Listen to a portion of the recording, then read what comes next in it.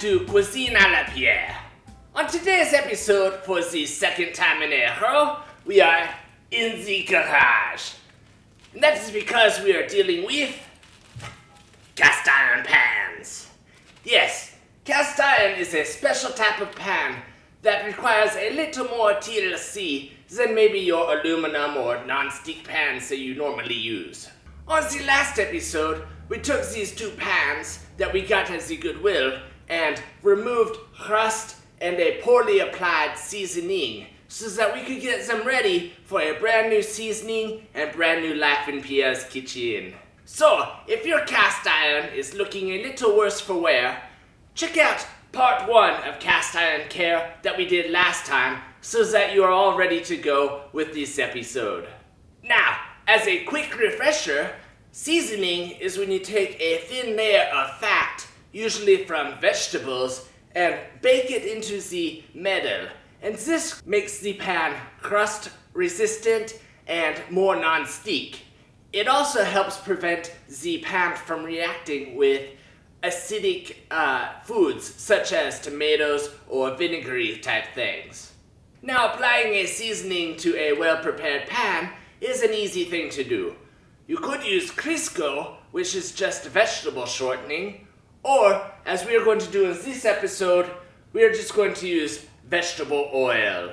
As you will see in a moment, we are going to apply the vegetable oil to the entire pan in a very thin layer. And then we are going to heat it up, and that will cause the chemical reaction to happen. You could do the heating in your oven at 400 degrees for 1 hour. However, be warned, this may produce quite a bit of smoke. If you can't vent out your house, say you're watching this in winter, it might be more wise to do what we are going to do if you can. And that is, we are going to use a grill and just take care of this outside so that we don't have to worry about the smoke at all. We've changed up the cameras a little bit so that you can see what I'm doing here. To add the new oil, it's very simple. We just want to put a very light coating of oil on the whole pan. We just need some paper towels, and I like to keep some vegetable oil in a spray bottle. It makes applying it to the cast iron much more easier, and you'll see it again later on when we maintain our seasoning.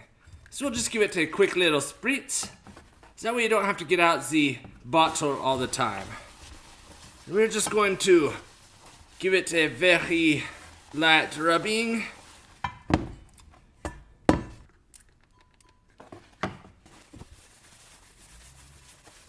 We want to make sure that we get everything covered. Any place that we miss could potentially turn into rust, and we don't want that. However, we don't want to wipe off so much that there's not enough there, so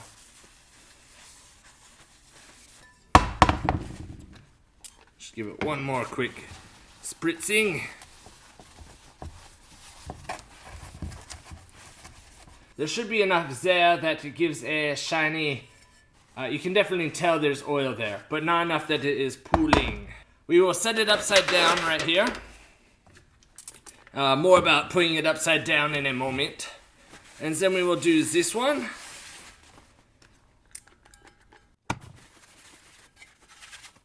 And this is where using Crisco might be easier because you can see where you've applied it.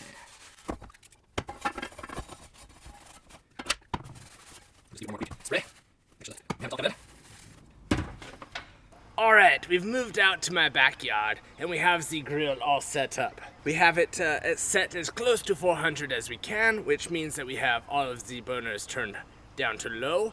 So if you set it higher than 400, you may end up burning these more than you want. So you want to get it as close to 400. So you may even need to kill one of your burners and turn the other one up and work with it like that. At this point, you may be asking yourself, Pierre, where's your wine? Do you drink wine when you are grilling? Well, the answer is no. When Pierre is grilling, he likes to drink a frosty beverage. Normally, if you're doing this in the oven, you would put these metal aluminum pans underneath it so that if anything drips, it comes in here and does not get on the bottom of your oven, which would be a pain in the tuchus to clean.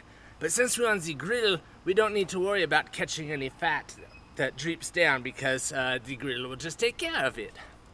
So, we'll just set this right there, and this one right there.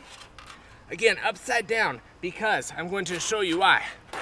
If you have it right side up, the oil will pool in the bottom, and we will have that crappy lacquer that we spent so much time blasting off of the one over here. And to prove that to you, I'm going to attempt to recreate it in this aluminum pan.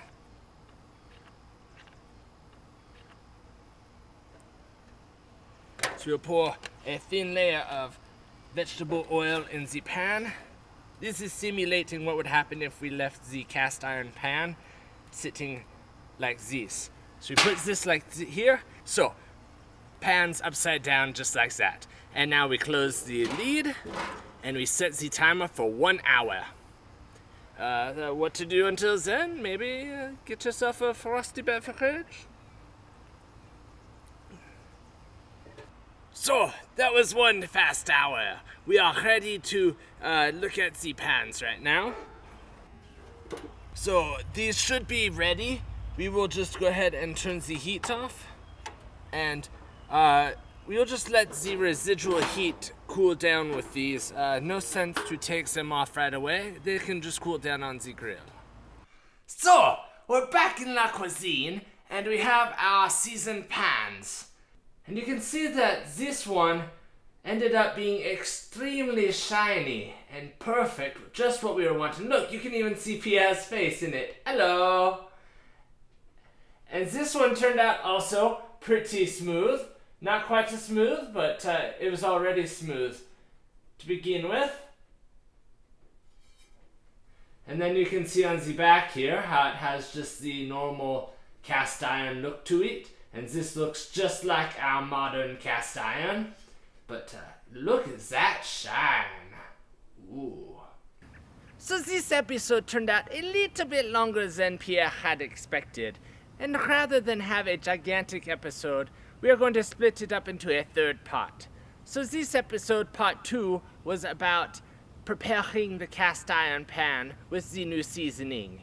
And the next episode will be about maintaining that seasoning and how to properly clean and store your cast iron pan. But don't worry, you won't have to wait long for that episode because it is already edited and will be up available tomorrow. If you enjoyed this episode, please give it a like down below. And so you don't miss out on any more Cuisine à la Pierre, please subscribe to our channel.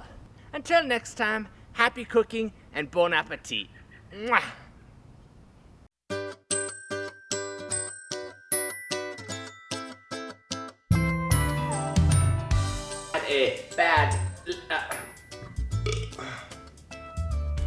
You can use Crisco if you like, which is just vegetable shortening, or we are going